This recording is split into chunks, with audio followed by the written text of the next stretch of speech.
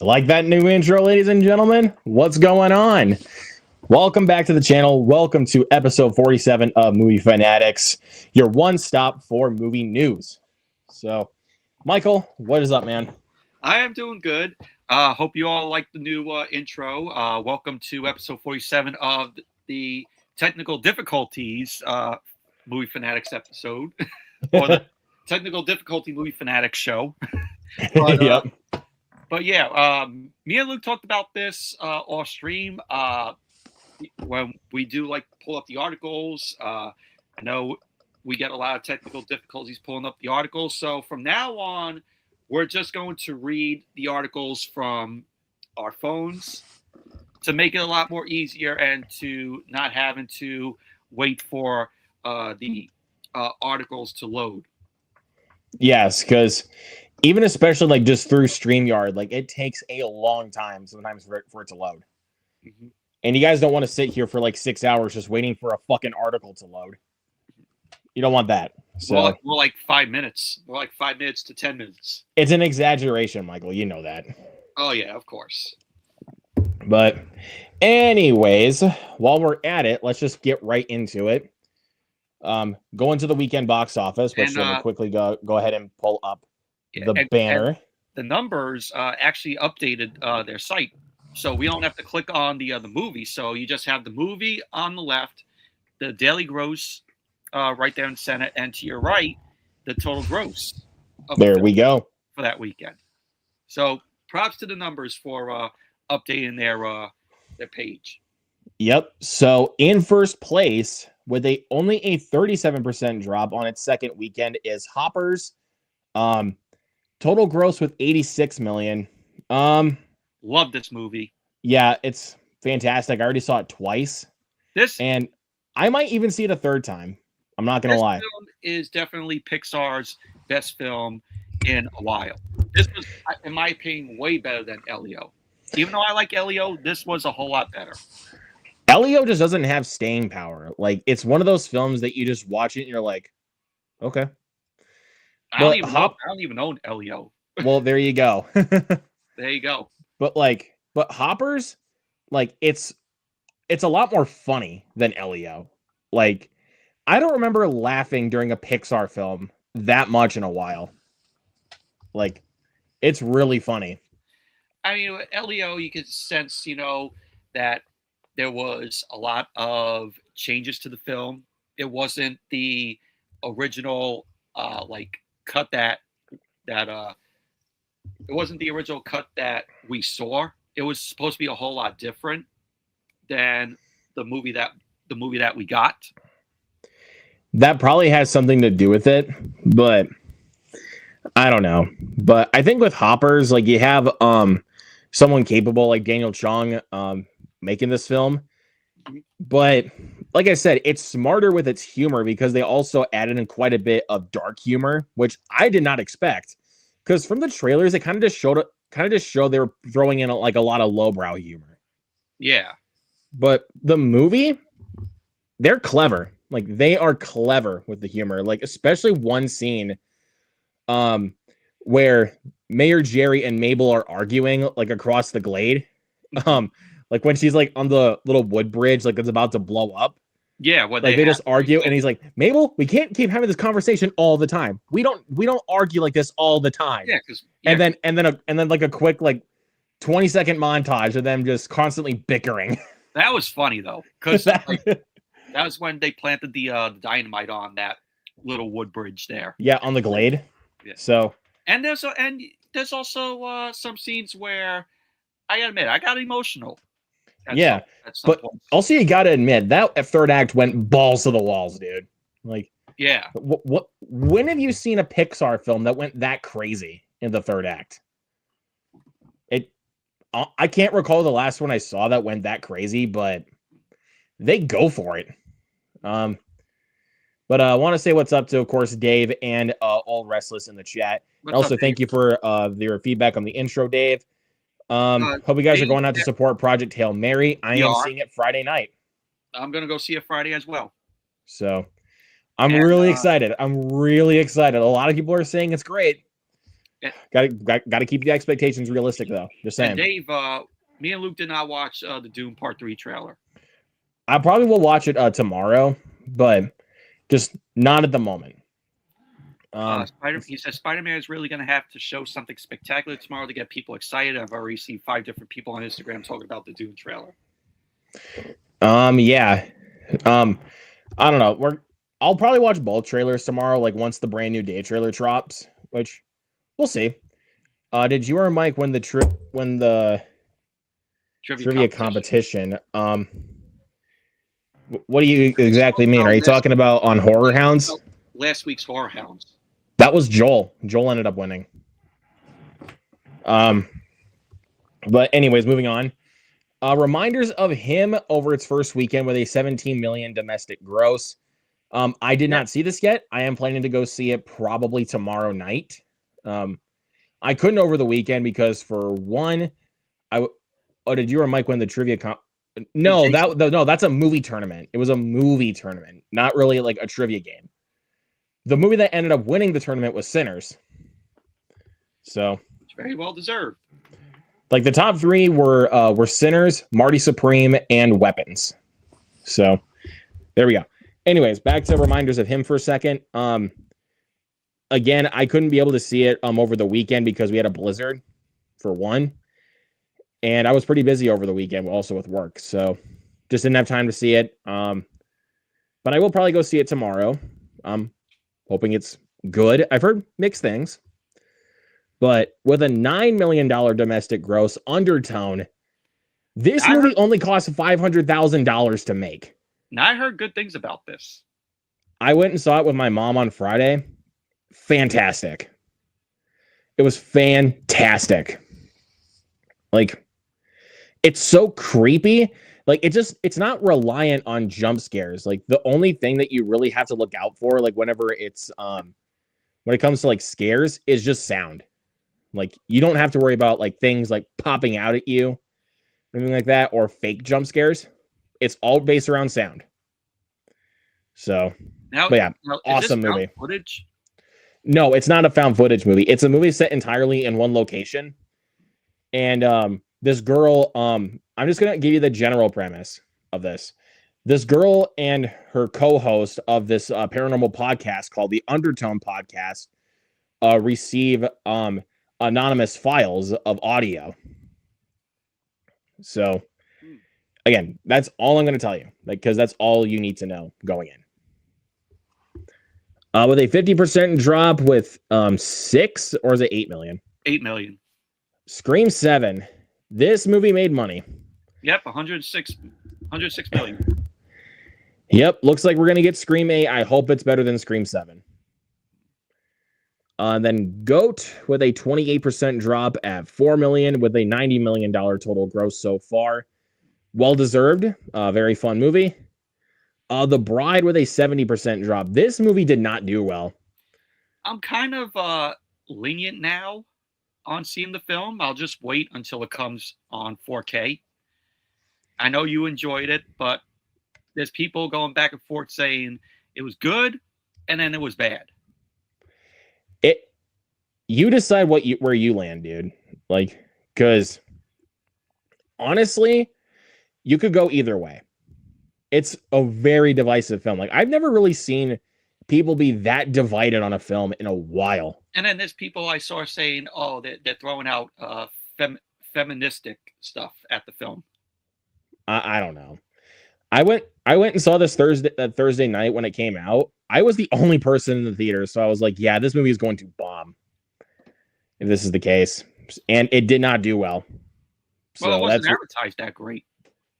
Yeah. I'm kind of sad it didn't do well, but is what it is.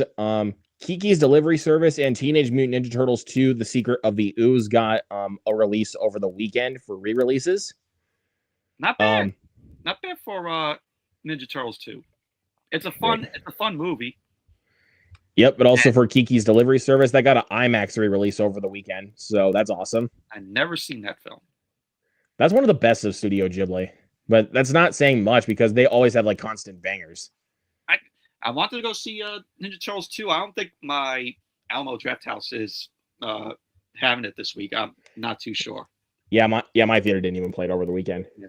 I wanted to hear "Go Ninja, Go Ninja, Go" in the theater. Yeah, that would have been cool to hear on the big screen. But with a 55% drop, $1 million gross with Wuthering Heights, I'm honestly shocked how well this movie did. Honestly, like I'm really shocked how well it did. But at the same time, not really. Because, you know, there's a big Valentine's Day movie coming out on Valentine's Day weekend. If you guys like it, fine. If you guys like it, good on you. Well, I can't stand that movie. Last year you had well, I haven't seen the film yet, but a film called Hard Eyes, which in your opinion was probably better than Wuthering Heights, because Hard Eyes was released during Valentine's Day last year. Well, it was released the week before Valentine's Day. But it started to do better over that weekend because, you know, Valentine's Day slasher, like that's going to get people in seats. But Wuthering Heights, I don't know. Like I said, if you guys enjoy it, that's fine with me. But like, I don't know. Let's see. Crime 101, unfortunately, did not do very well either. 35 million. Yeah, I'm really sad that one didn't do well. I Can Only Imagine 2. 17 million. Yeah, my theater is already dropping it this week, so that probably explains it. The Elvis and Presley concert, the Elvis Presley in concert, 12 million. Yep. Send Help, which will be releasing on digital next week. Yeah, I heard it's getting a 4K release too soon. On April 21st. And dude, April 21st is a stacked week for physical media. Like we got like 28 Years Later, The Bone Temple, Primate, Good Luck, Have Fun, Don't Die, which I've already pre-ordered. And I'm planning to pre-order Send Help. So like actually let me look at it really quick while we're still on it. Yeah, I'm really looking forward to seeing Send Help. Let's see. So yeah, like we got, like I said, Primate, The Bone Temple, Shelter, the new Statham movie, which I couldn't really care about. Die My Love, which if it goes down in price on Amazon, fine, I guess, but I don't know. That's not a good movie. Like I said, Good Luck, Have Fun, Don't Die, and Christy, the Christy Martin biopic with Sydney Sweeney. Now, will you review Good Luck, Have Fun, Don't Die? Possibly, but I mean, that is one of those films I want to do a full review on, but I just have to find the right time to do so. But let's see, Slanted. Yeah, that one did not do well. I haven't even heard of it. Yeah, I didn't really hear anything really that good about it, so didn't bother. Avatar, you already know it made $1 billion. Oscar shorts. You already won an Oscar. Yep. Demon Slayer, Infinity Castle, Anaconda, Zootopia 2, and then a couple ones that were released for Oscar Movie Week, like Hamnet and Marty Supreme. Mm-hmm. The Revenant was back in theaters for its anniversary. But yeah, I think that will do it for the weekend box office. Of course, this week we have Project Hail Mary and Ready or Not 2.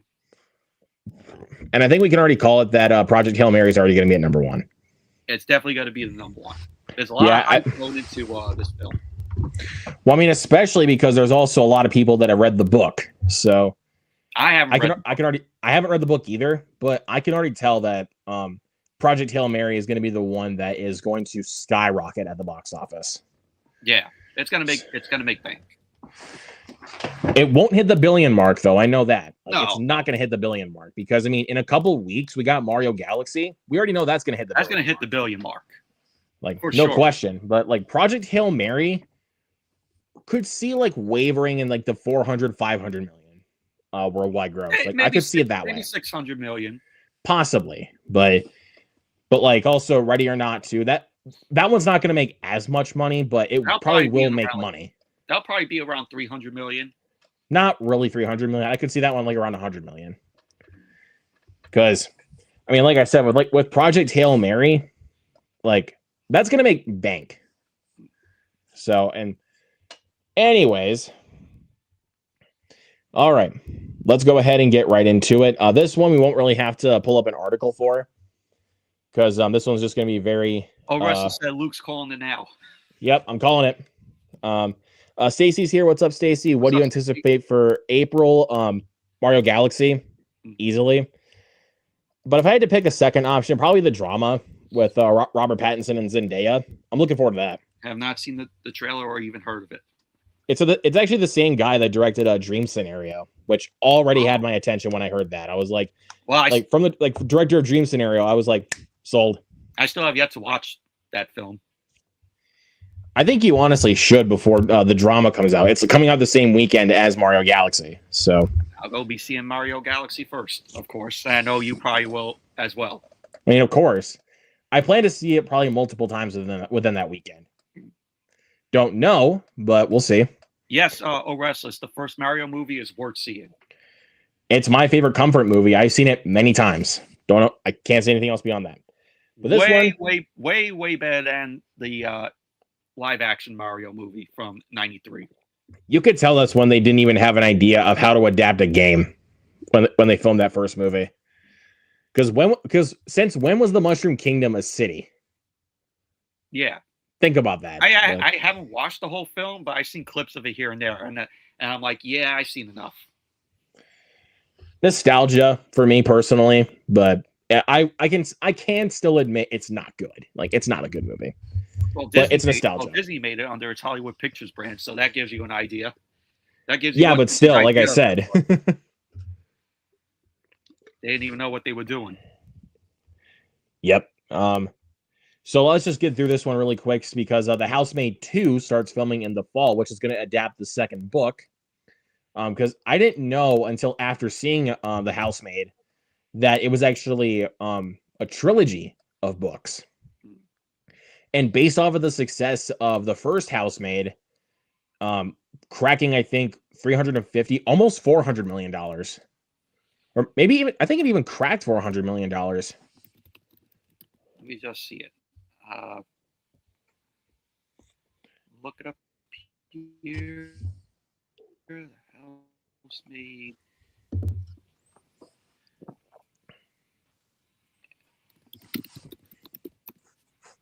Housemaid made it has now it made $395 million in total at the box office on a $35 million budget. So close to 400 million. That's crazy. Like, coming out the same weekend as Avatar and for it to make that much money. Wow. Because when I went and saw it in theaters, my theater was packed. Like, it was almost a full theater. I'm shocked. Right? People coming out for that than Avatar. Well, I mean, The Housemaid is a popular novel, so it makes sense why people will come out for it. Well, and plus they see also like the cast, like Sydney Sweeney in the cast. It's like they're gonna go see it. So yeah, it's the film. Like, just seeing from the trailer, I'm like, this is not my cup of tea. It's way better than you think, because I will have to say it will throw like the twist didn't see coming. Like, I will say that twist, yeah, that they got me. But next up, Russell says 1993 Mario Brothers is very unique. Have to admit that it's very unique. If I want to wipe my ass with it, that's terrible. Like, yeah. Excuse me. Again, don't really need to pull up an article for this one. Just want to go ahead and address it. So Schwarzenegger and Christopher McQuarrie, the director of Jack Reacher and Mission Impossible, are developing a new Conan the Barbarian movie. How are we really going to do a new Conan movie with Arnold at his age? Yeah, it's like, they talk about, Arnold wants to do another Terminator film. I'm like, just put the Terminator franchise to bed, please. What else could they do with the Terminator? Well, if you want to do like another Conan movie, don't make it from like what I've heard about the 2011 film with Jason Momoa as Conan the Barbarian. Like, I've heard that film is awful. So I haven't even seen the original Conan with Arnold.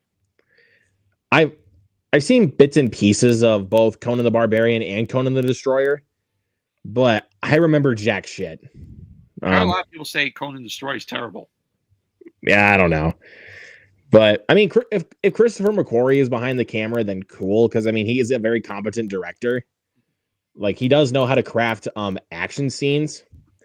Like, if you've seen like Jack Reacher, or I like Jack Reacher, or of course, like I said, the Mission Impossible movies and The Way of the Gun. Very competent filmmaker, so he knows what he's doing. Yeah, I like Jack Reacher with Tom Cruise. I remember seeing that in the theater and enjoying it. Like that whole car chase sequence, like with Tom Cruise, that was awesome. Yeah, the sequel was okay though. I just wish that if it wanted to work better, it would have actually been directed by McQuarrie again. I mean, Edward Zwick is a good director, but he is no match for McQuarrie. Yeah. But says, don't watch Conan the Destroyer ever. It's that bad. But jeez. But Conan the Barbarian is a classic up there with Predator and T2. I don't know if I go that far, because like, just from what I've seen out of Conan the Barbarian, I can't really go that far, because like Predator, the original one, and Terminator 2 are like god tier level. But like, those are some of my all-time favorite movies. Well, the original Conan was R-rated, and then Conan the Destroyer was PG. So that probably explains it. But that explains that about Conan the Destroyer. Well, I mean, even like making the 2011 Conan the Barbarian rated R, from what I heard, didn't even make it better. So I've watched it, but even then, if I did, I don't remember it, because it's probably terrible. But Conan is god tier as well. Check it out someday. I'll watch it, but not in a hurry to. Yeah. Oh, right. So again, no need to pull up an article for this one. Just going to go ahead and talk about this quick. So Kathryn Hahn has been confirmed for the role of Mother Gothel in the live-action Tangled. This, I think, is the best casting. Disney wants to get in their live-action phase with turn their animated films into live action. I don't want a live-action Tangled, but this, I will admit, is a good casting choice. Like, I think Kathryn Hahn fits well for the role of Mother Gothel in Tangled. I wouldn't know, because I haven't seen Tangled. It's better than Frozen. I'm one of those people. Hey, what's up, Huck? Huckster! What's going on, man? Says, hey, fellas, still working, but wanted to pop in and say, hi, I got you on the set.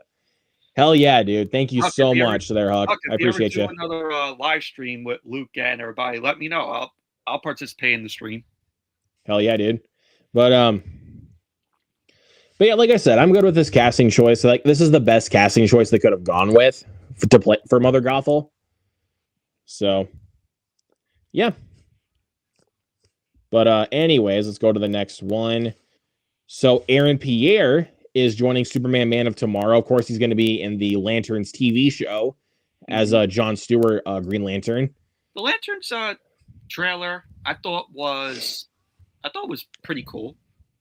I haven't watched the trailer because I don't really keep up with the TV shows. Yeah, it didn't blow me away like it was like, oh, this is going to be so amazing, but I thought it was cool. But I mean, I think Aaron Pierre would actually be a good casting choice to play John Stewart in a Lantern show. So him joining Man of Tomorrow for Superman, I'm intrigued. Like, I will say, I'm intrigued. But again, though, I don't think this DC universe is now doomed because, of course, the Paramount and Warner Brothers merger now. I think will be good, but just, I don't know. We will see, but I'm again cool to see that Aaron Pierre is joining for the next Superman. And then Christopher Landon is directing a new film called Final Boarding that is going to be distributed by Screen Gems. So, yeah. So, an article on this. I think that is there been any casting announced for it, or is it just the announcement that Christopher Landon is directing? I think it's just the announcement. Okay. Because I think Christopher Landon is one of the better horror directors working today. For Happy Death Day, Freaky, which I really enjoy. Another one I got to mention, Scout's Guide to the Zombie Apocalypse. I really liked. I have not seen that. I heard that one's pretty funny. I can't lie, that one is pretty funny. Let's see. I think he did. I remember he did. We Have a Ghost with Anthony Mackie and David Harbour. That one I didn't really care for. Yeah. In the article, it says plot details for the film are being kept under wraps. And okay. He's the only one that's set to write and direct. There's no casting choices as of yet. Okay. But like I said, I'm always on board for anything Christopher Landon does. Like, I will still say, like, he was even attached at one point to direct Scream 7. His version of Scream 7, I think, honestly, would have been so much better. Because Landon is that good at, like, combining horror and comedy and mashing them all up into one. He knows how to do it. Like, if you've seen Freaky or Happy Death Day, the man knows how to do it. Freaky, in my opinion, is his best film. I think I might say the same, but I really like that first Happy Death Day. I wouldn't know because I have not seen both of those films. But I hear the first one is basically Groundhog Day was a slasher. I did see a few clips of the film. I think it was the second one, not the first one. And the second one is more of a sci-fi take on that. Like if Edge of Tomorrow was a slasher. Like think about it that way. So I like how Christopher Landon like takes like these movie concepts and then puts them like into the skin of a horror film. Like, you know, Freaky is of course like Freaky Friday if it was a horror movie. That was done by Blumhouse, right? Yeah, it was Blumhouse. Yeah, both Happy Death Day and Freaky were Blumhouse.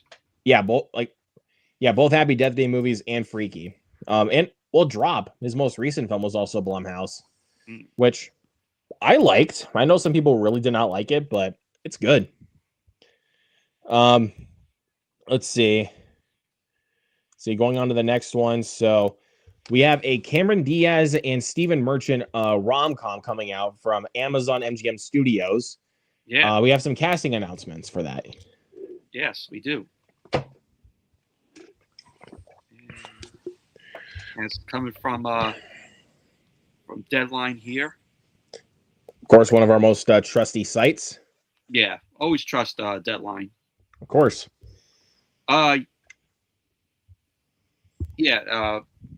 Movie that says Cameron Diaz and Stephen Merchant are starring in an upcoming Amazon MGM Studios romantic comedy movie that Merchant will direct off of a screenplay he co-wrote with John Butler.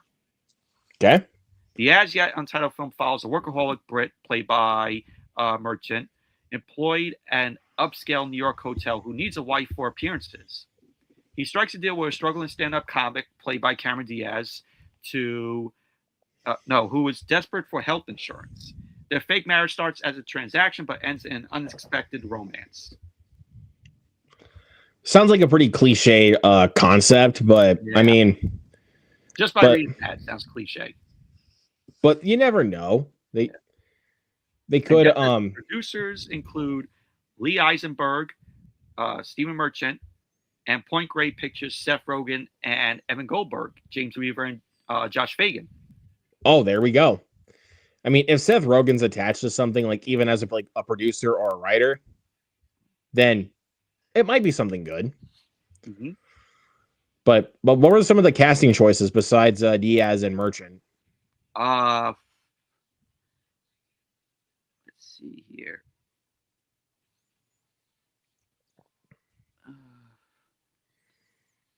There was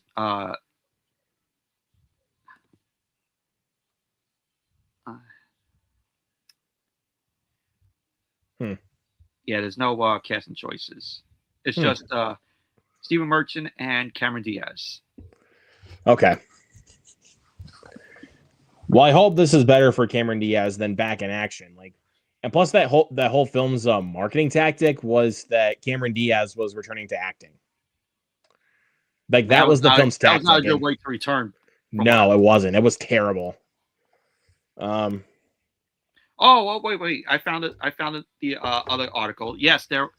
There we go. Has has 4 people casting this. So they got Fabrizio Guido, Lisa Gilroy, Myra Lucreta Taylor, and Dustin Ybarra. Okay. Not a bad cast. Again, it's again, just from its premise, it sounds cliche, but we'll see. Like, if Seth Rogen's producing, then maybe this might work. I will zoom that in here really quick. So here's the 4 that they cast alongside Stephen Merchant and Cameron Diaz. There you go. I don't know who they are. I haven't seen their work, so can't really tell. But again, we'll see how the rest of it goes. On to the next one. But yeah, we'll wait for a trailer for that. All right. So hold up 1 second.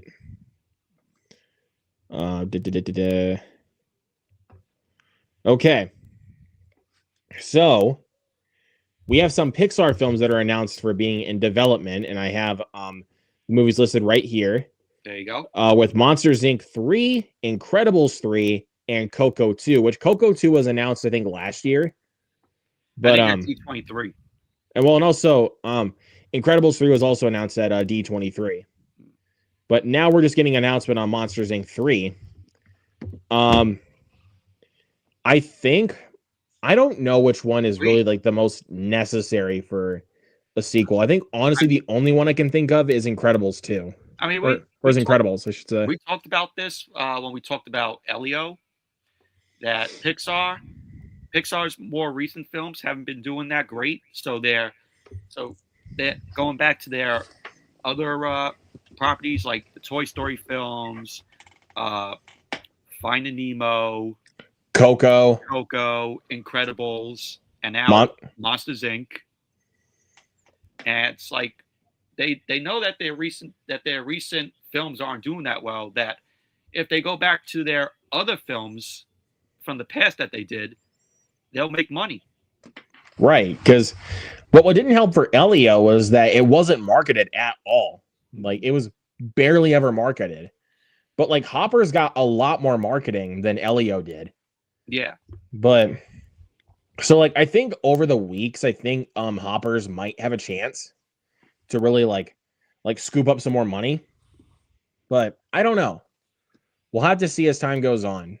But I haven't seen Monsters University, but I've heard it's great. It's good. Not one of my favorite Pixar movies, but it is good. Incredibles I have not seen. You need to watch both of them, especially the first one. Coco's on my watch list. That already breaks my heart because that is my favorite Pixar movie. Is Coco. I'm way behind on some Pixar films like Brave, The Good Dinosaur, Soul, Coco. You need to watch Soul. Soul is fantastic. Turning Red. Turning Red is a very like divisive movie. Like you could go either way. Yeah, I gotta catch up with some of those. Yeah, but I think their best film out of the 2020 so far has to be Soul. And I think right behind it, I don't know, it's kind of a back and forth between, for me, for Hoppers and Inside Out 2. But Inside Out 2 is Inside Out 2 is great. Might be leaning a little bit more towards Hoppers now, if I'm really thinking about it. Like, I'm not going to lie, but Inside Out 2 is great. You know, I won't be surprised if Inside Out 3 gets an announcement. That's going to happen at some point. Like, that is going to happen. Like both Inside Out movies made $1 billion, like, each. So I'm not going to be surprised if they end up doing a third one. Can you imagine Toy Story 6? Look, honestly, it's going to make money. Toy Story 5 is going to make money. So at some point, one way or another, it's going to make $1 billion. More than likely. And one way or another, Toy Story 6 is going to happen. But I think, honestly, after 5, I know it won't happen. But after 5, it's time to call it. Like, it is time to call it. The real closure for Toy Story was Toy Story 3. Like, that was the real finale of Toy Story. I really like Toy Story 4. I really like Toy Story 4 too. I didn't mind the end to Toy Story 4. I think if I had to choose, like Toy Story 3 was the real ending, but I like Toy Story 4's ending right there, But where Woody goes off and but that ends it right Toy there. Story 3, like I said, just had the more emotional gut punch of an ending. The more emotional, linear ending. Yes. But again, I don't mind Toy Story 4. It's just, did we really need like a comeback and then like an extra ending with 4? No. No. Like 4 wasn't entirely necessary, but it's still good. Like it's still really, really good. You know, I was talking about that with a friend. He's like, I can't remember what the plot to Toy Story 4 was. Yeah, I really dug Toy Story 4. Surprisingly fun and touching. Yeah, it's a good movie. And the introduction of Forky was fun. Was great. I like Forky. Like Forky's funny. Like I even like that joke. I even like that joke in Toy Story 5, the trailer, where he's like, "Why are you wearing a dress, Woody?" Oh, what's that spot on your head, Woody? Oh no, he's calling she's calling you old because you're bald, Woody. I can't lie, that was funny. But I mean, I think after Hoppers, it's giving me a bit more hope for Toy Story 5. Like, I will say, like maybe Pixar still got it because I mean, their creative head of the company passed away. Yeah, which is unfortunate. But we'll see. Like, hopefully they still got it after Hoppers. Like, I think they do. Huck says Keanu Reeves as Duke Kaboom. Yes. I love Keanu Reeves as Duke Kaboom. Duke Kaboom, Canada's greatest stuntman. You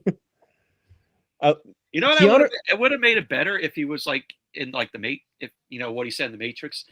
I know Kung Fu. But can you think of anyone better to voice Duke Kaboom than Keanu Reeves? Like, seriously, Duke Kaboom. Canada's greatest stuntman. Ghost Market and Pixar's second musical was also announced. Oh, did not know about those, but we're kind of just focusing on like the main ones that are being announced, like Monsters Inc., Incredibles, and Coco. Like we're focusing on those. But I mean, again, sooner or later, dude. I mean, what can they do with Monsters Inc. 3? I don't know what they could do, like especially now, like Billy Crystal and John Goodman are much older. I mean, could they honestly bring back Boo? I don't know what they could do with that, honestly. I really don't. As like an adult. Again, I don't know what they're gonna do because it's probably gonna pick up right where the show Monsters at Work left off. I haven't watched that. Well, then you got to watch that before you see Monsters Inc. 3. Like, it's an easy binge. It's a good show. It's good. Like, it's actually surprisingly really solid. But it doesn't, of course, match the magic of the original Monsters Inc. I mean, it's been a long while since I've seen Monsters Inc. That was a VHS I constantly wore out. Like, I would watch that movie on loop. Yeah, I only watched it once, and that was when it came out on DVD. I remember really enjoying it.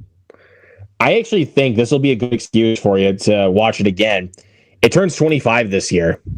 So I think it might be time for a watch along of Monsters Inc. I think it might be time. I'm watching you, Azaski. Always watching. Monsters Inc. 3 would not be good if she was not if that Roz wasn't in it. Yeah. Oh my god. But I mean, you always have Mike and Sully. Like, I know. You always got Mike and Sully. So, but anyways, on to the next one. So the song list for Michael, of course, if you guys don't know, the Michael Jackson biopic has been revealed. And it's got a good list. Surprisingly, his brothers, Jacksons, are doing a concert out here in a theater called St. George Theater by me. So, nice. Yeah, they're doing like, I guess, I don't know when they're doing it, but they're doing it in May next month. But I'm not too sure if I'm going to go see it because my friend is getting married. My friends are getting married that week. So, yeah, we'll see. But But yeah, as far as this one goes, we'll see what songs we got in it, and especially since because like of the shorter runtime than I was expecting, like it's only 2 hours and 10 minutes. So I don't know. Do you think that that they're gonna do a part 2? I mean, it might also depend. They probably will, but it also depends on the success of this movie. I know this movie's gonna make a lot of money. It will make a lot of money. I don't know if it'll hit the billion mark, but it'll make a lot of money. Like, I mean, Mario Galaxy has the higher chance of like hitting the billion mark because, you know, the first one did. And, you know, fans are going to be out there to see a Mario movie. Yeah. So Michael looks great. And thank you, Huck. Yes, everyone listen to what Huck said. Smash that like button. Yep. And also subscribe to Michael's channel. Also subscribe to my channel as well. And subscribe to Huck's channel as well. Yes, please. And also subscribe to everybody that's in the chat right now. So here is the track list for Michael. I'm going to zoom that in here really quick and I'll read it out loud. So we got I'll Be There, Never Can Say Goodbye, Who's Loving You, Medley, I Want You Back, ABC, and the Love You Save. Yeah. Oh, wait. Yeah. I'm in there. Yeah. I was trying to see Ben, Don't Stop Till You Get Enough, Beat It, Thriller, Billie Jean, Want to Be Starting Something, is it Human Nature? Human Nature, yeah. Human Nature. Okay, I was trying to make sure I read that correctly. Working Day and Night and Bad. So that's really just the first half of the soundtrack because there's going to be way more. I think this is going to go from his childhood in the 70s into his adulthood in the 80s. So yeah, this is really just going to cover like the first part of his life. Yeah. So and if we get second film with part 2, it's going to go right into the 90s and then into the 2000s. Yeah, because there is a lot of story that you have to tell with a story of someone like Michael Jackson. Like there's a lot that you have to tell. Yeah. So but yeah, it's again great song list. Of course, I mean it's Michael Jackson. So what else can you really say? It's his greatest hits. Like very much greatest hits. I don't want, even though I love Bohemian Rhapsody as a Queen fan, don't make this like another Bohemian Rhapsody where it's just a greatest hits. Well, it's Antoine Fuqua. Yeah, it is Antoine Fuqua. He's a great director. But again, you never know. They could just make it into another like greatest hits music biopic. Yeah, I don't want and that. Do you want? Yeah, you don't want that. Michael Jackson. I don't want. You don't want that for Michael Jackson. Like you want a flat out story to talk about that. Oh, but, Jacob Hubbard's in the chat. Hey, what's up, Jacob? What's up, man? Hey, Jacob, stick around because I got a lot of VHSs to show. No, I'm just kidding. No, I'm just kidding. He's kidding. And Stacy asks, who should be Mr. Freeze? Could not tell you. I don't know who would make a good Mr. Freeze. Jacob Hubbard would be a good Mr. Freeze. Oh, wow. That was bad. That was a bad one. No, I'm just kidding. And also, Michael Entity is in here and said that Michael's only 2 hours and 10 minutes. The film deserves to be at least 3 hours. We'll see what happens when they actually come through with the second part. I don't know. I think the second part should be 3 hours, even though if it's a 3-hour film, it has to entertain me. I don't know. We will see. Again, I don't want this to be, like I said before, do not want this to be a greatest hits like version of like, you know, a Michael Jackson movie. Like, I don't want that. Just give me the story. That's all I want to see. Like, I want to see like a story just played out on screen, not just, you know, oh, here's Michael Jackson's greatest hits. Who wants that? And if it's like that, we'll be calling it the Michael Jackson greatest hits film. That's pretty much what it's going to be. That's what you can call Bohemian Rhapsody. Even though, like I said, I'm a Queen fan, so I'm fine with that. But like for Michael Jackson, I'm not someone who's like super familiar with Michael Jackson's story. I mean, of course, very famous person, but like I'm not someone who is very much like knowing of his story. I will say everyone knows the story of Michael Jackson. Not everybody, but yeah. But I get what you're saying though, Jacob. Everyone knows the story of Michael Jackson, yeah. But By anyways, the way, who should be Mr. Freeze? Uh, I don't know who would make a good Mr. Freeze though. Adrian Brody. No, I don't see that. I don't see Adrian Brody for Mr. Freeze. Like, I just don't see it. Like, again, I really don't know who could do it, but Not Arnold Schwarzenegger. We saw that happen in Batman and Robin. Nice to meet you. My name is Freeze. Who killed the dinosaur? The Ice Age. Cool party. Stay cool. Yeah. The rest says Adrian Brody, dude. What the fuck? Right? Why would you have Adrian Brody as Mr. Freeze? I'm just throwing it out. I'm just throwing out who could fit for the role. I'm like, I don't know. I'm just throwing out names. Just throw out a name. Sure thing. But Jacob got a good one right there. Bill Skarsgård. I could see that. That's a good one. That is a good one. All right. Let's talk some Oscar winners. Yes. So if you guys don't remember, I did a Oscars watch party on Sunday. I had a lot of fun doing that. Had this guy on. Of course. The whole show.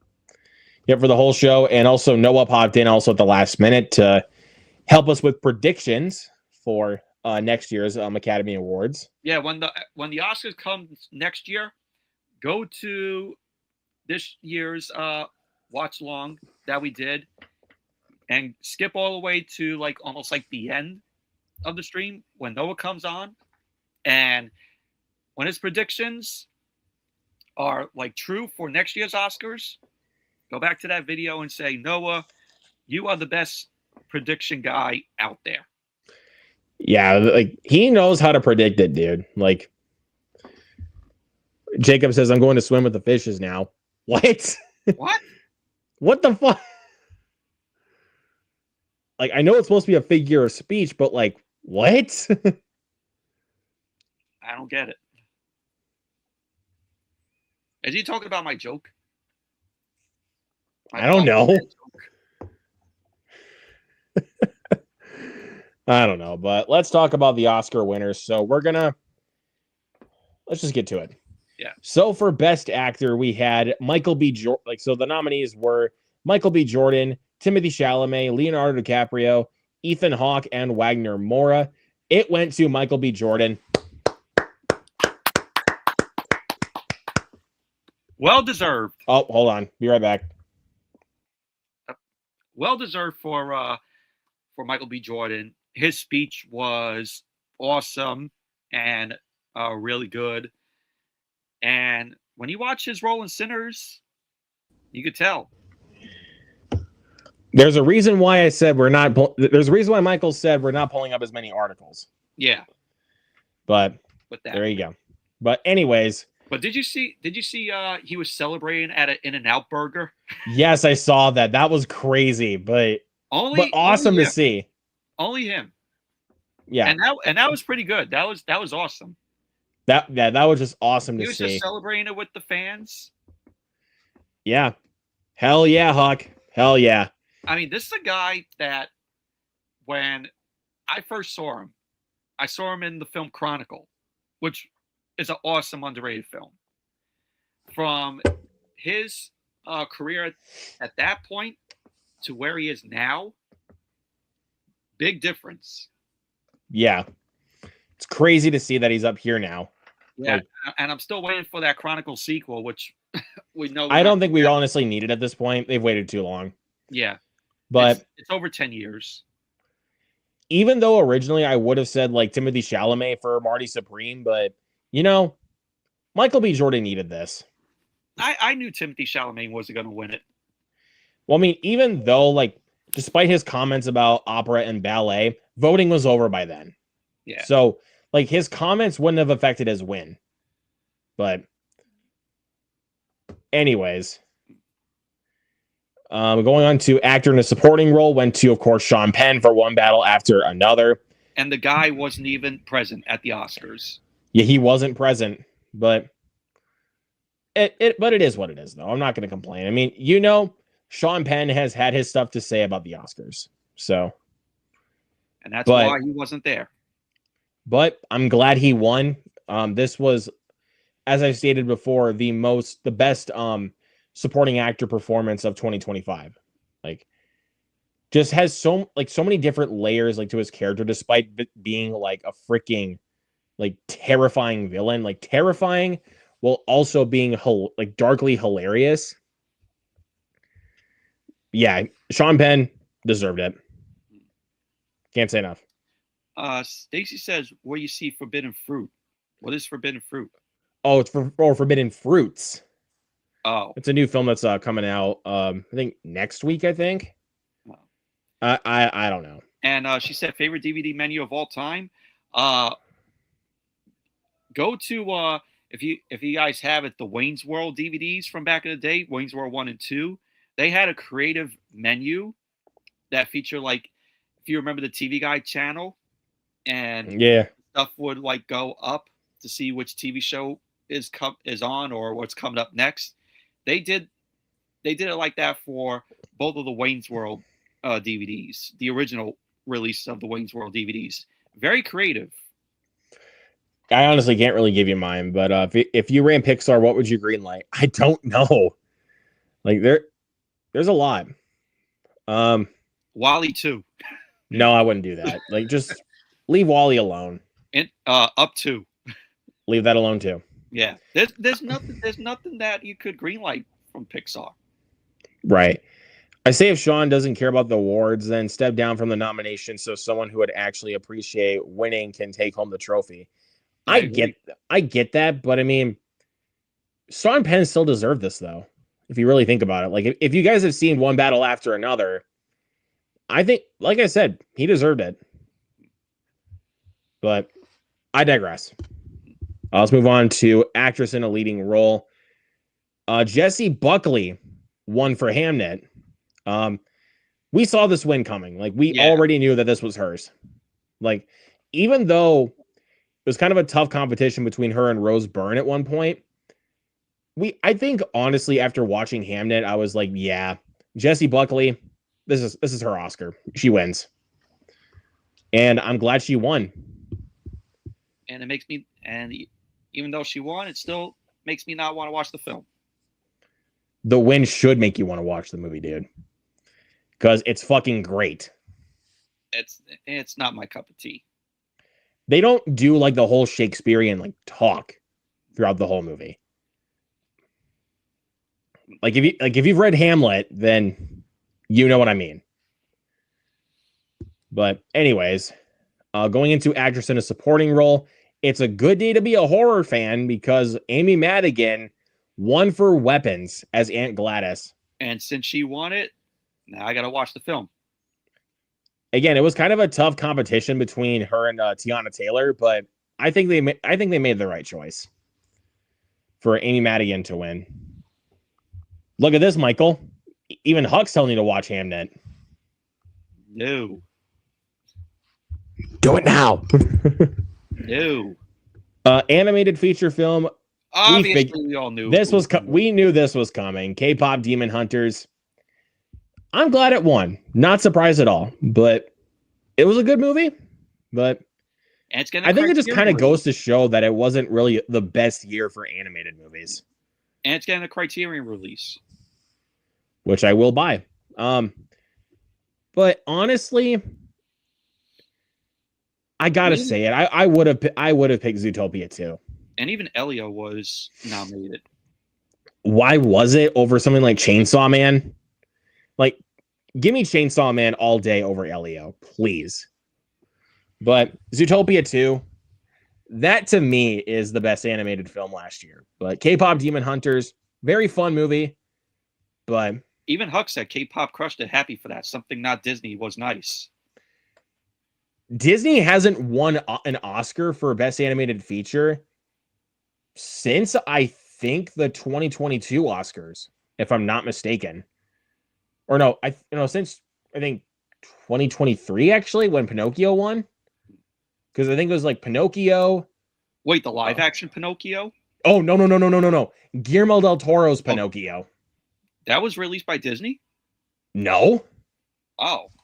that was Netflix. Oh, it's Netflix.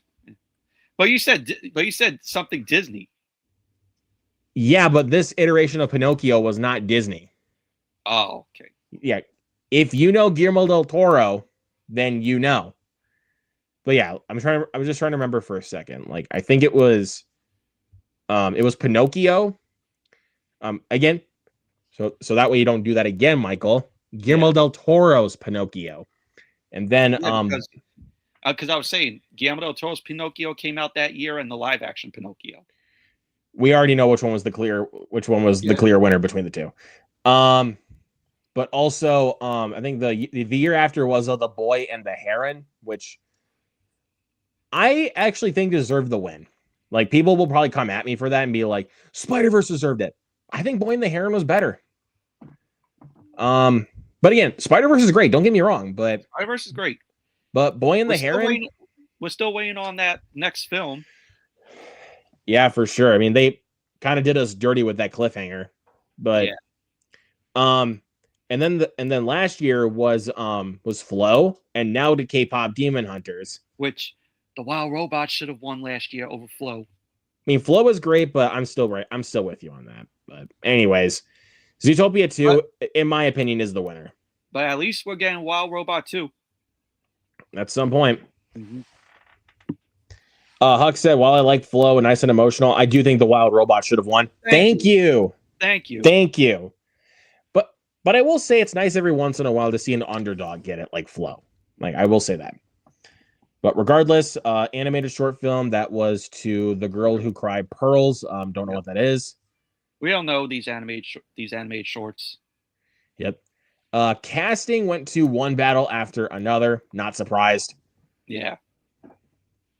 But again, good for One Battle After Another. Cinematography went to Sinners. Very well deserved.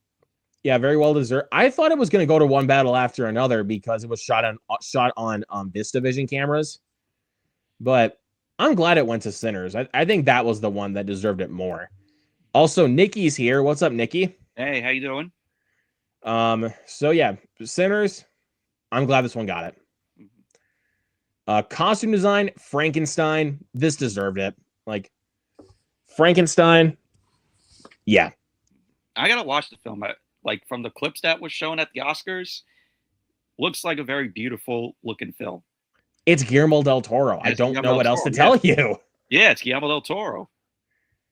Like, I didn't know. I mean, of course, I was excited to see how he was going to tackle a classic story like Frankenstein. I just didn't think it'd be that good. Yeah, but of course, damn, it's good.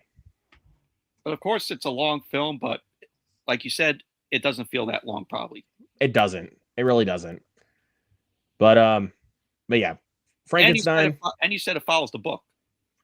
And I haven't read the book. It does something more unique that we haven't seen, like telling it through two different perspectives. Like, first half is through Victor's perspective, and then the second half is through the monster's perspective. You never see that in a Frankenstein movie. We never saw that in the original film. Even the classic 1931 film didn't do that. Never saw that in the Kenneth Branagh one. Like, you never see that in a Frankenstein movie, and I think they did that perfectly. Anyways, on to Best Director, it went to Paul Thomas Anderson for One Battle After Another. No surprise. I think it was honestly his time to win his Oscar. Like, Chloe Zhao already has an Oscar. I know Ryan Coogler, Joachim Trier, and Josh Safdie, or just the Safdie brothers in general. They will all get their Oscar at some point. They will. Yeah. But I think it was finally time for Paul Thomas Anderson to get his Oscar. And I think for this film, worked out well. Yeah, he won the Oscar, and he's a director that I haven't seen any of his films. One Battle After Another will be my first Paul Thomas Anderson film. Then maybe that might get you motivated to watch more of his movies, because he is a great director. From Boogie Nights, Punch Drunk Love.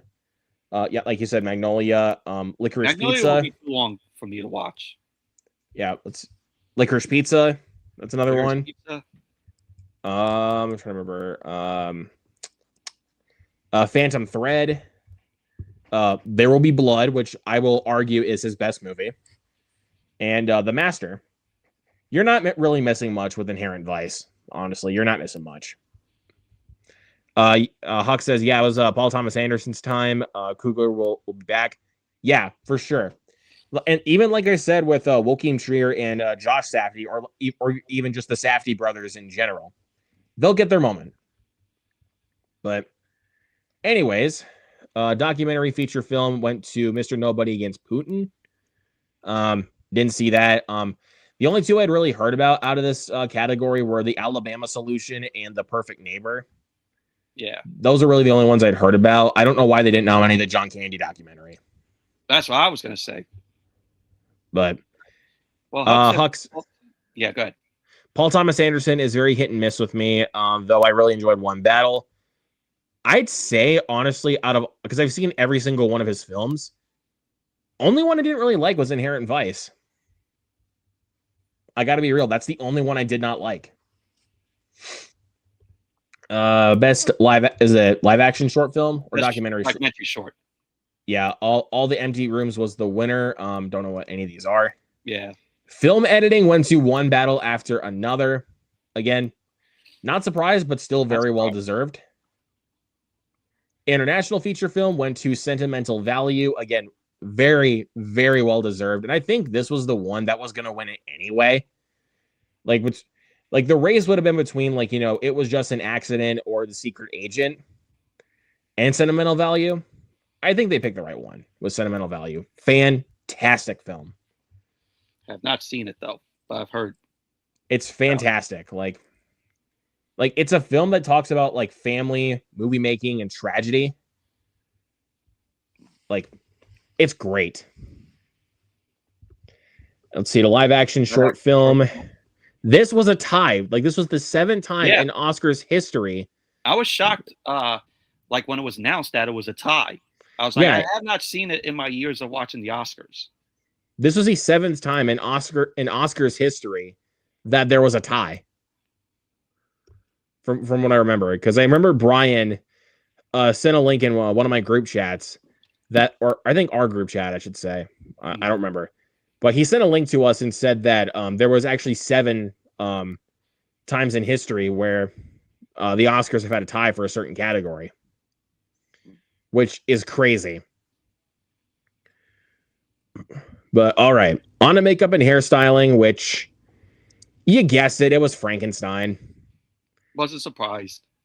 I mean, could you really tell that was Jacob Elordi behind the monster? You can't really tell it's him. But also great to see some love for Sinners in this category. Also, the only nomination for The Smashing Machine. Yeah, which a lot of people thought that The Rock was going to get nominated, and this was going to win awards, a lot of Oscars. But unfortunately, that wasn't the case. That did not happen. Because the hype for that film really died down as soon as it came out. Like, no one was talking about it. Yeah, because people were like, oh, yeah, this is going to be The Rock's first film where he gets an Oscar nom. And then as soon as it came out, it was just like, yep, gone. Never heard from it. And The Ugly Stepsister, again, another horror film that was nominated, so that's awesome to see. But on to original score.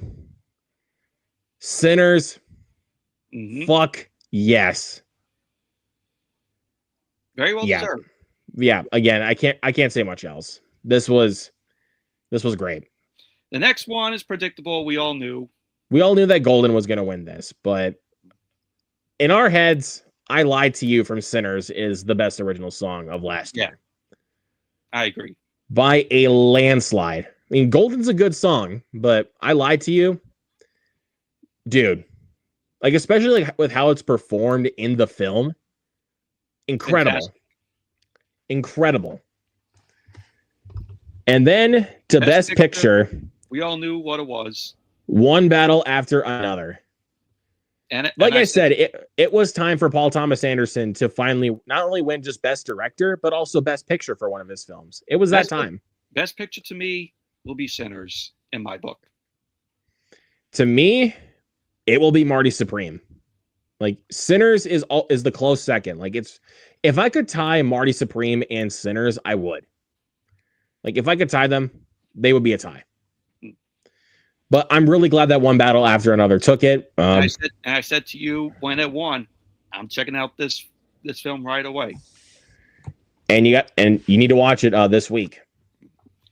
Yeah, well, I got Project Hail Mary to see. So I know, but one battle after another. The good thing about both songs is that both had an impact in the movie. Not shoved on the end credits. That's right. Production design, Frankenstein, of course. Go figure. And then sound, F1. I'm so glad that F1 did not walk away empty-handed. Because I figured out of all films that were nominated for Best Sound, it was going to be F1. And I still have yet to see this film, and now I want to see it because it's good. There's a sequel that's going to be made, and you said that it won the Oscar because the sounds that they use, they're practical. They're not CGI sounds of the race cars. Yeah, like it's all practical racing. So it's awesome. Like, Michael, I really think you're going to like F1. Like, it's so good. I was like, I regret not seeing it in theaters.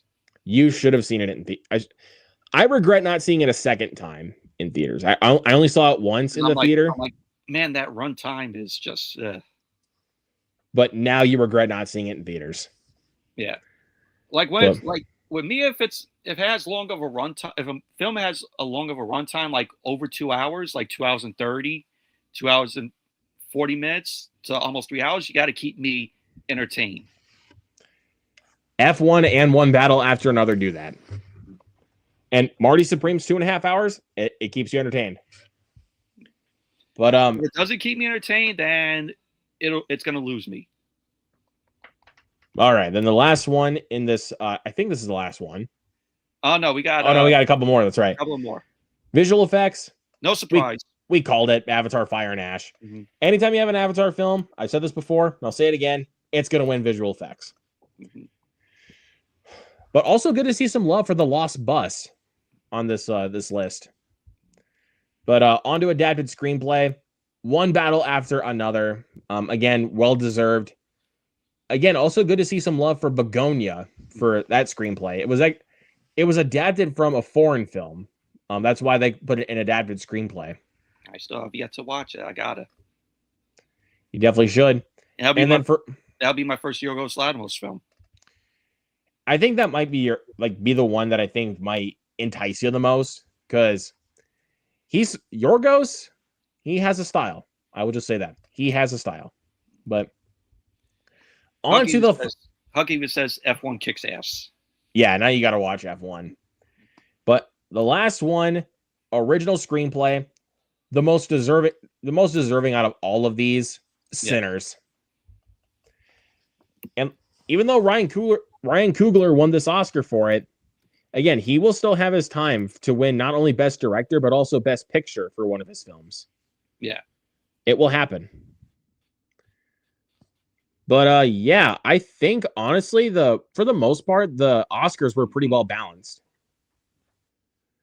in regards to the wins. So it was much better than last year. Well, and also the opening skit with Conan dressed like Aunt Gladys from Weapons, just running through every single Best Picture nominee, was dying of laughter. Can we bring Conan back next year? I don't know if they're gonna do it, but I want like Jack Black to host sometime in the future. Like he would make a great Oscars host. Again, if you've seen how he hosted Saturday Night Live, I think he would make a good Oscars host. But now, here we go. The Razzies. Talked about the nominations before. And I think I'm already just going to call it right now.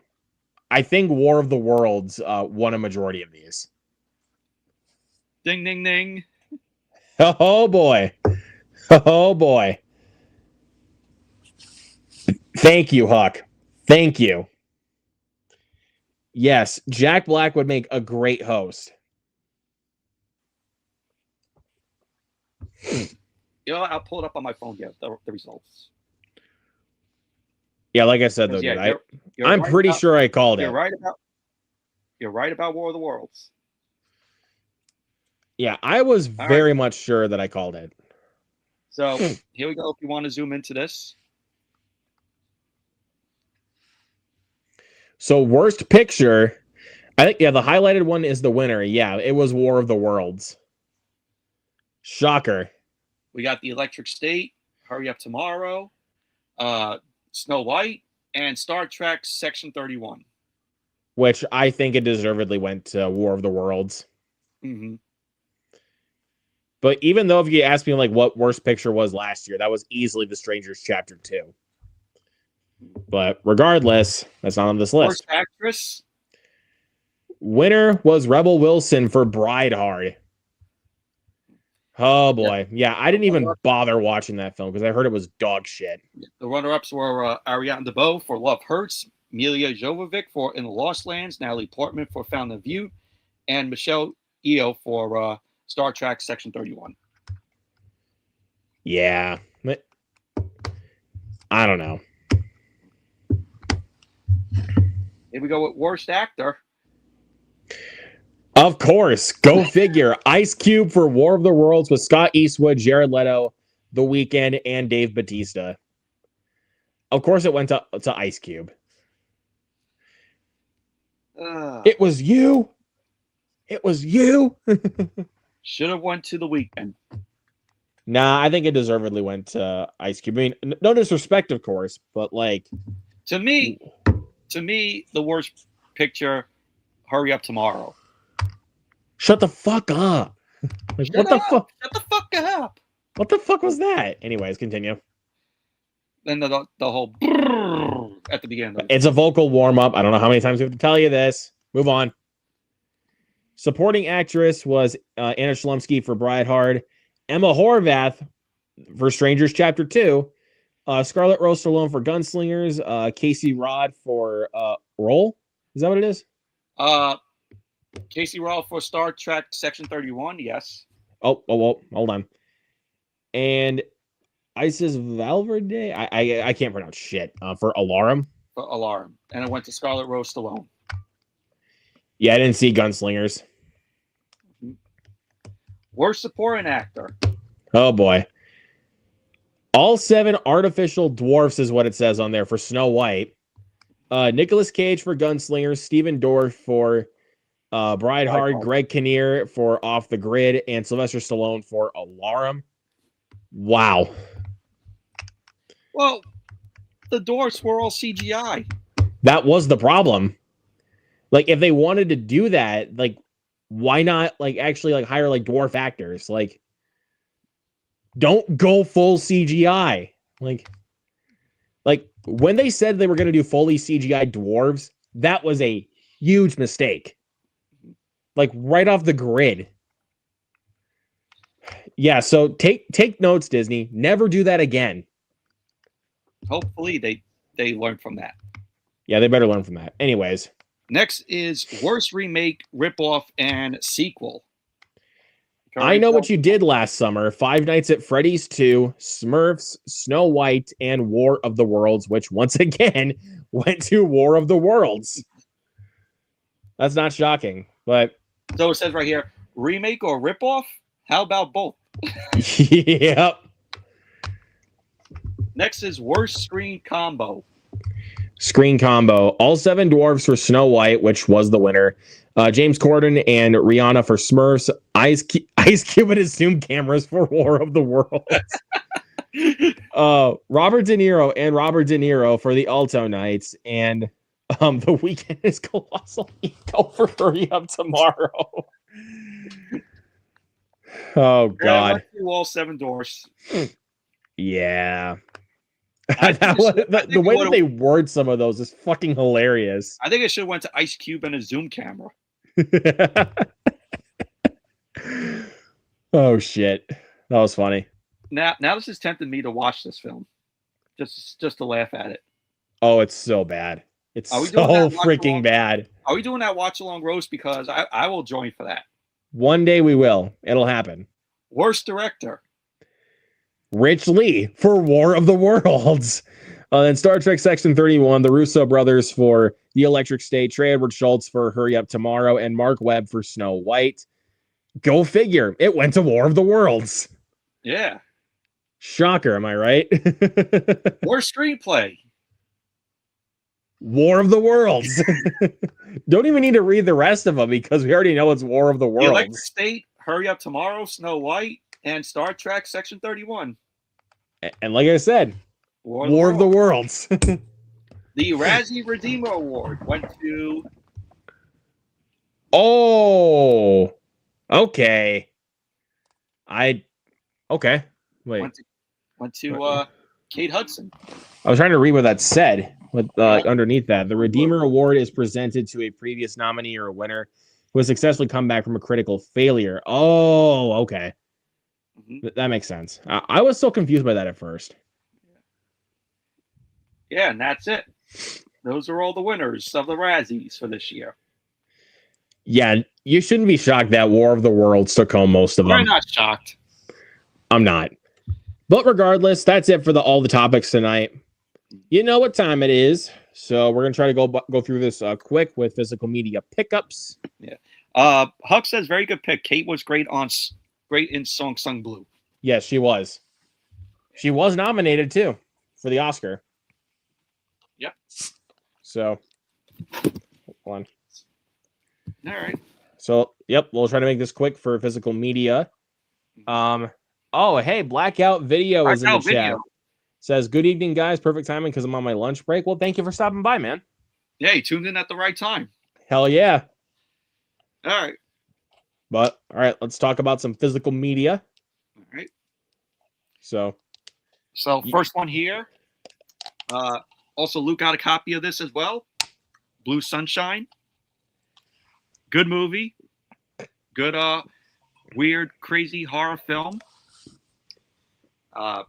This is the special collector's edition of the film released by Synapse Films. Just got the regular copy. Yeah, I got Luke the regular copy, but it slides out like this. Got some nice artwork on it. Here's the 4K. Yep. And it's got a lot of features too. Also comes with the Synapse Films 2024 product catalog. His copy doesn't come with this, Tripping on Blue Sunshine.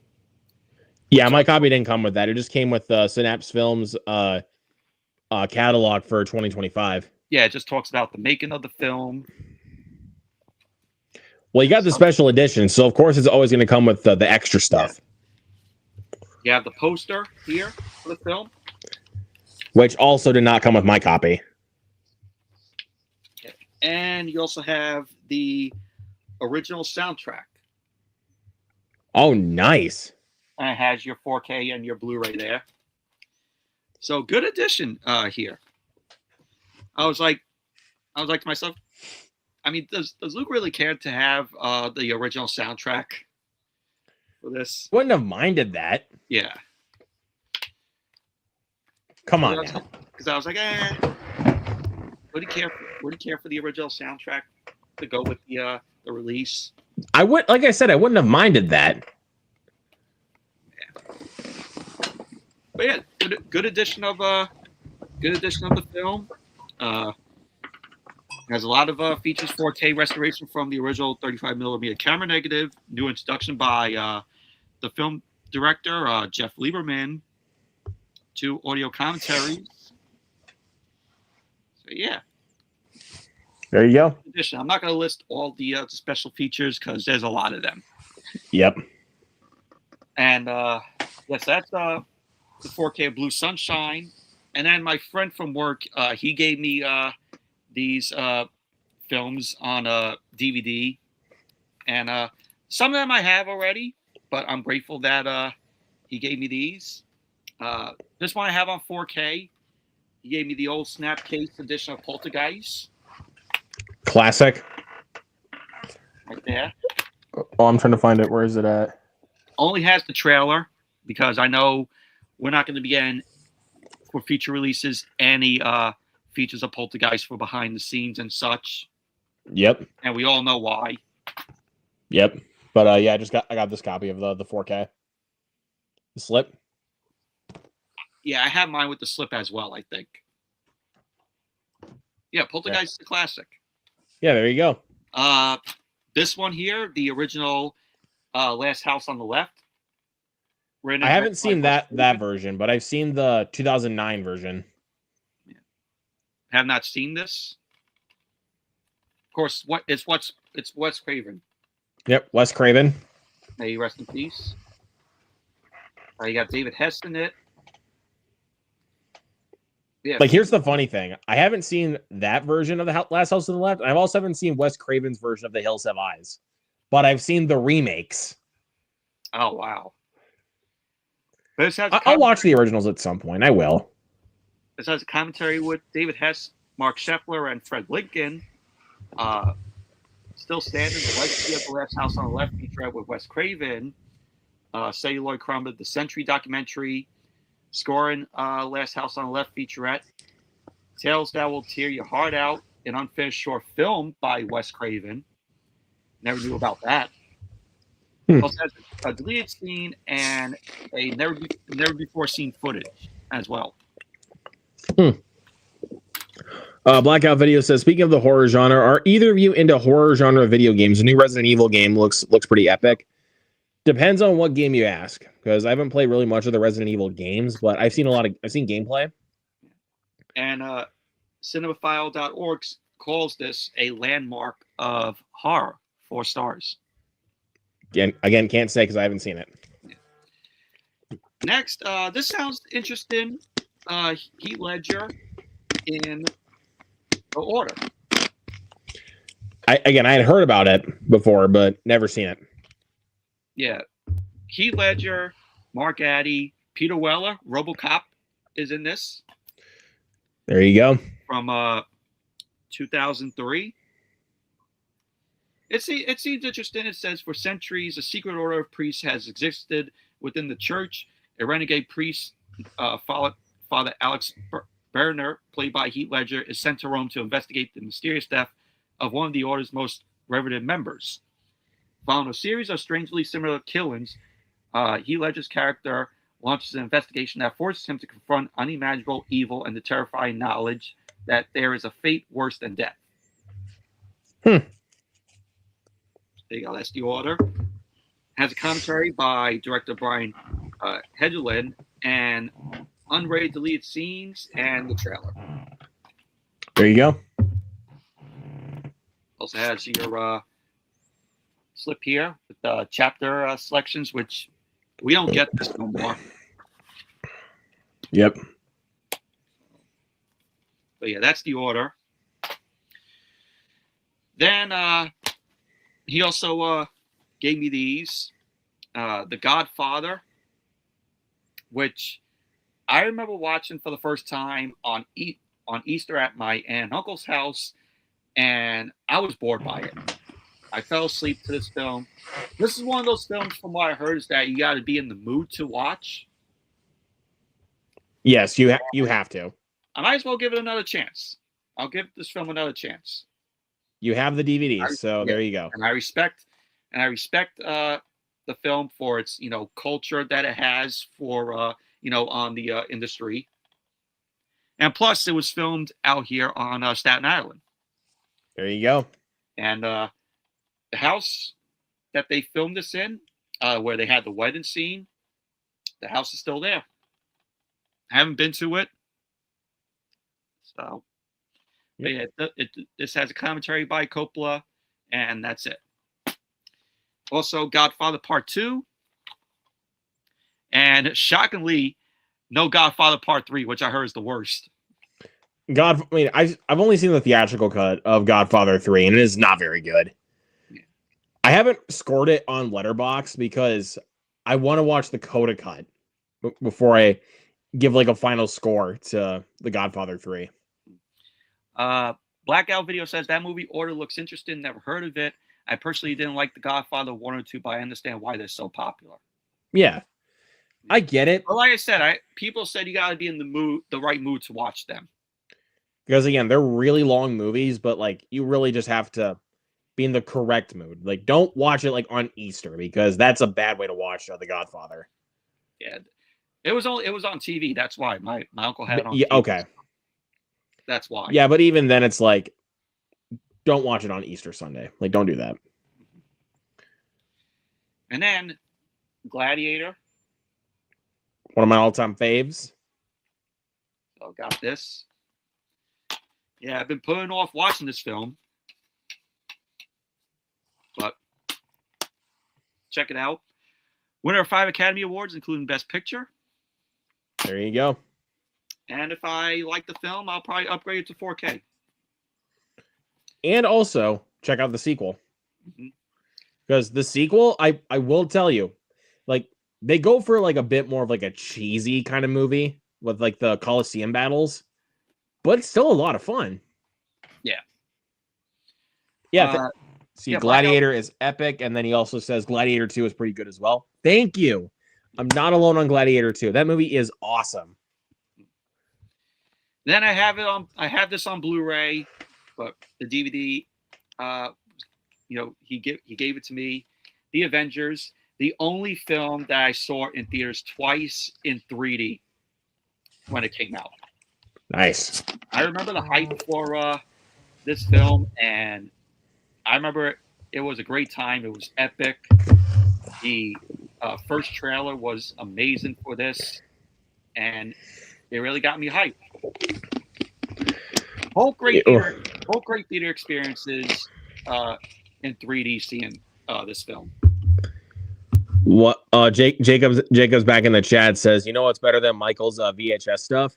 Hey, Jacob. Ah.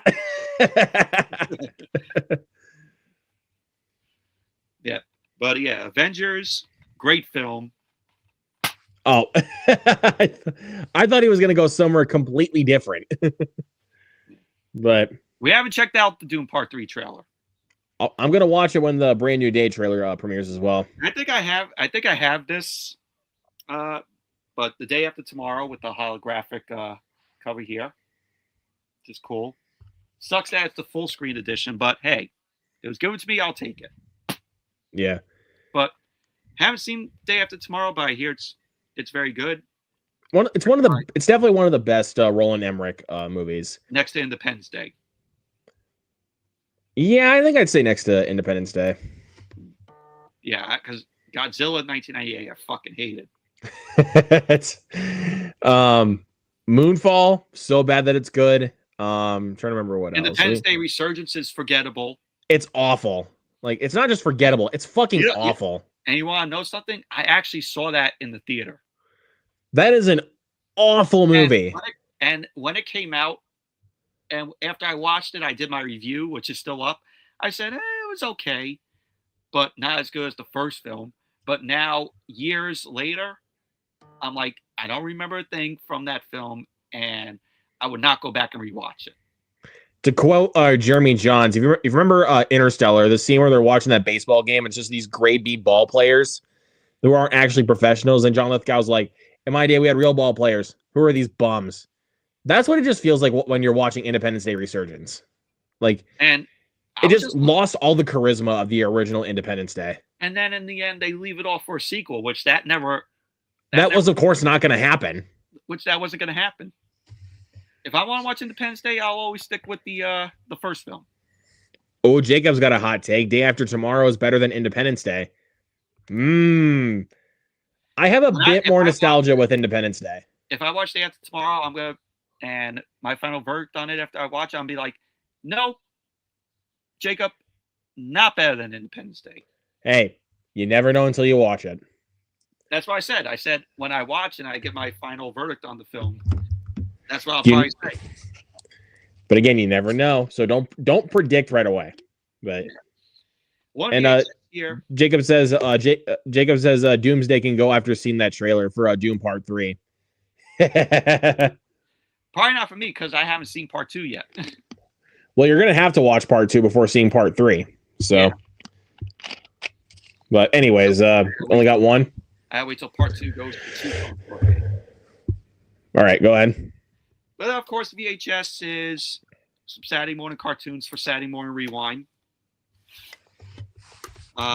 This has an episode of The Wuzzles, an episode of Care Bears, 2 episodes of Muppet Babies. So this will be episode 5 of Saturday morning rewind. All right, I'm gonna go hang out with Bigfoot and his Grogu group.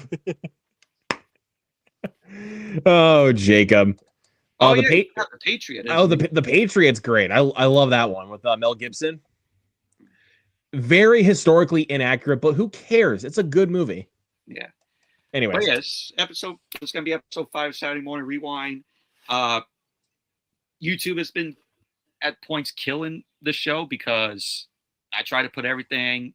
I try to digitize everything and make it a Saturday morning rewind episode, but some stuff is getting copyrighted. So, I want it to be the original broadcast, but then when I do it, I got to say partial original broadcast because it's missing stuff from the tape.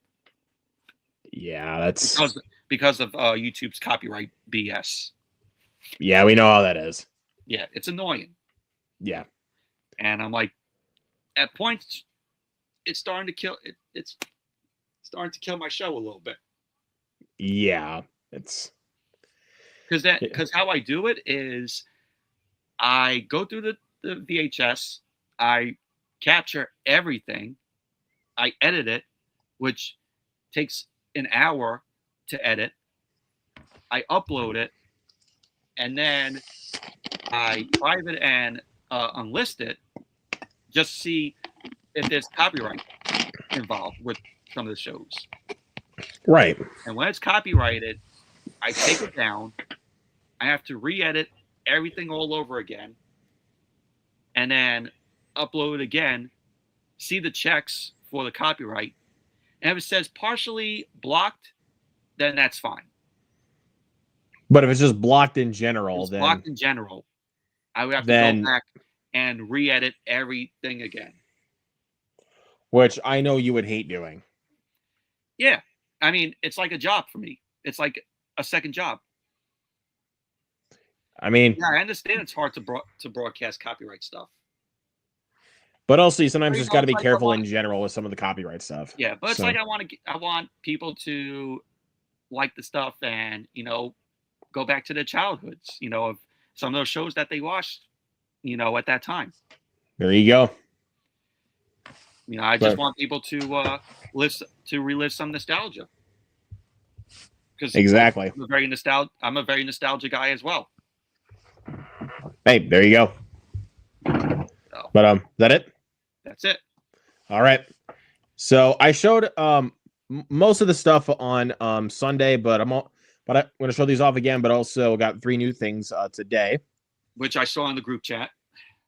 But some good pickups.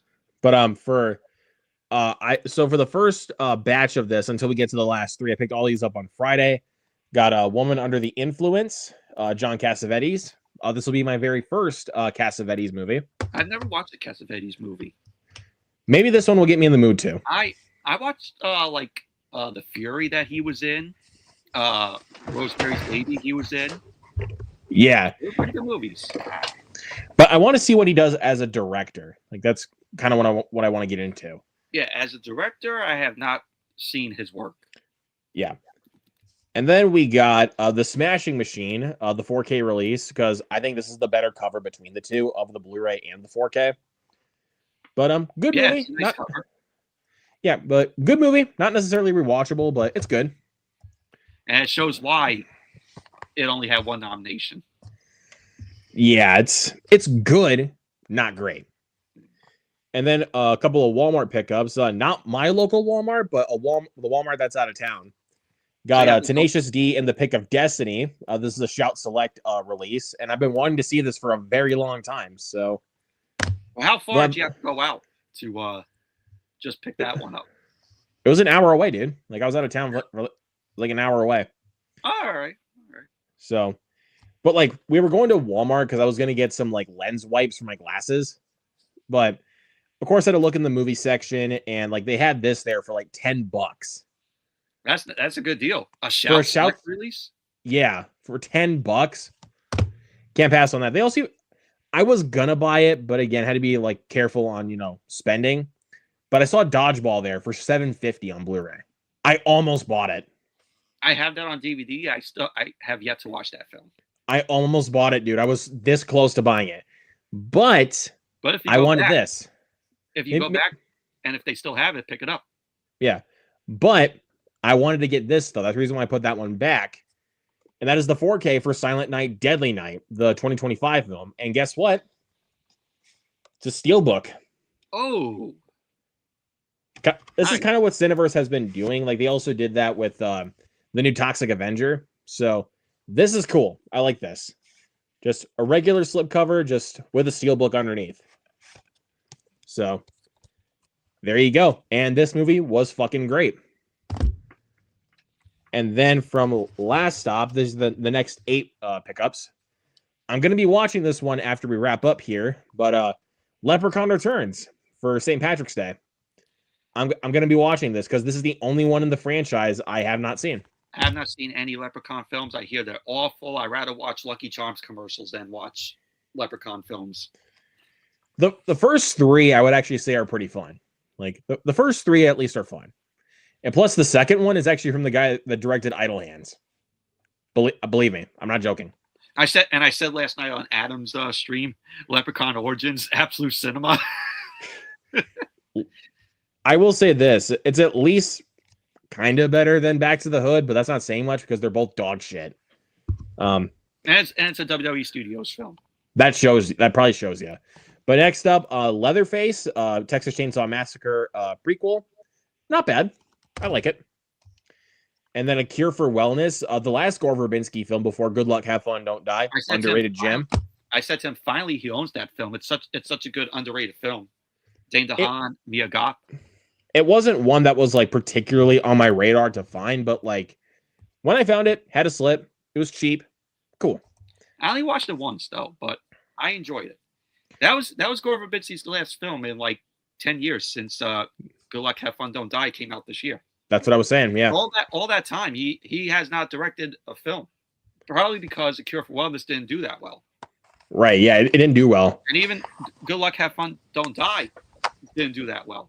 So was it another 10 years that Gore Verbinski's going to direct again? I don't think so. Like that's not going to be the case. Old Restless says that Rango is his best film. I 100% agree. I have to say, Mouse Hunt is his best film. I got to go with Rango. Mouse Hunt. I watched. My top 4 would be Rango, The Weatherman, Curse of the Black Pearl, Good Luck, Have Fun, Don't Die. My top 3: Mouse Hunt, Cure for Wellness, Good Luck, Have Fun, Don't Die. And then we got The Rock, probably the second best Michael Bay movie, only behind The Island. This movie's fucking great. We're going to The Rock. Rest in peace, Sean Connery. Michael Bay knew how to direct films.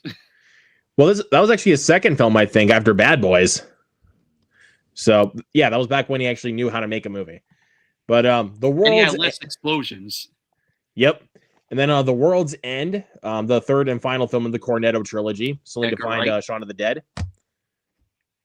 And then we got my second favorite Tim Burton movie, only behind Beetlejuice, Big Fish. Oh God, look who's in the chat. Hey, it's my dude. Mike. It's my dude. I was given these. Of course. I knew he was going to do it. But yeah. I didn't want to show them. I was waiting for Mike to come into the chat. Of course. But The World's End is so underrated. Yes, I love The World's End. But Big Fish, this is my second favorite Tim Burton movie behind, like I said, Beetlejuice.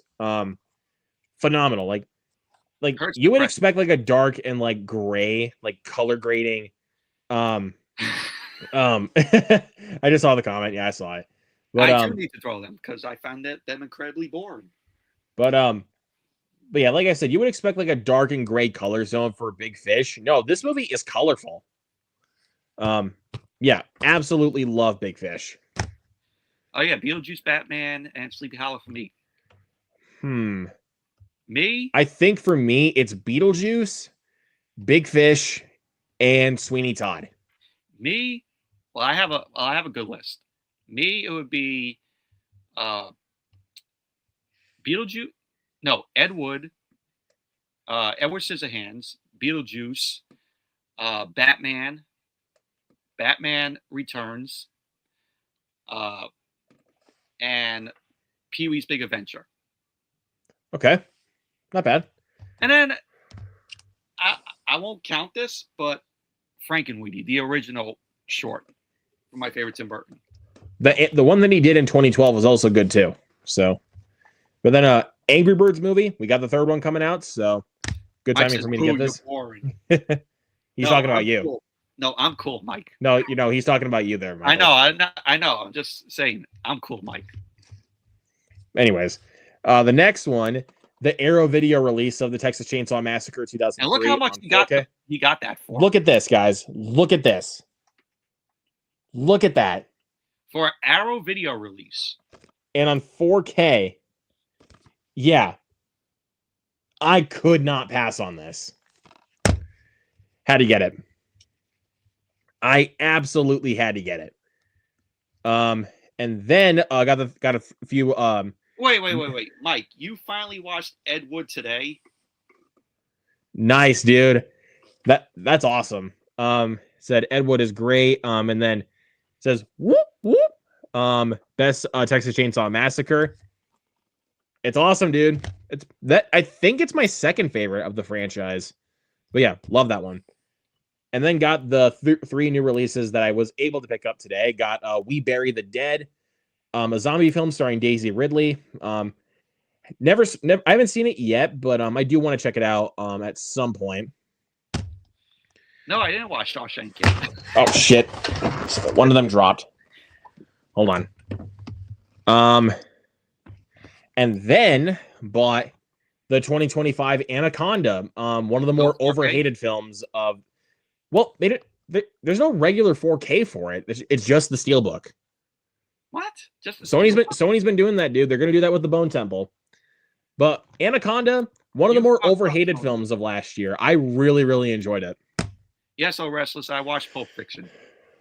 Yep. I enjoyed it, but it's very overrated, in my opinion. And then last but certainly not least, we got The Housemaid, which was the one I was looking forward to getting the most this week. I loved this movie. And funny enough, the first movie that I saw in theaters this year. So there you go. And I'm going to be going back to Walmart on Thursday because, much to my shock, they had the Blu-ray for Nuremberg in stock. Much to my surprise. Because never usually they would have a Sony Pictures Classics movie on Blu-ray in there. But for that one, I'm going to go back and get, Thursday, I'm going back and getting it. I'm kind of shocked that movie wasn't nominated for Oscars. You'd think it would be, but it got very overshadowed by the Academy. So, and plus the trailer I found very boring. Well, you're gonna like this though. My dad, or actually my parents, watched it, but my mom ended up falling asleep. But she said from what she saw of it was really good. My dad watched the whole thing and he said it was really good. So, and I mean, I've already watched it. It's really good. But anyways, guys, that will do it for this episode of Movie Fanatics. This is a very fun episode. Next week, we'll be back for, of course, another episode. But on Thursday, that will be the next episode of Horror Hounds, because tomorrow I'm going to go see Reminders of Him.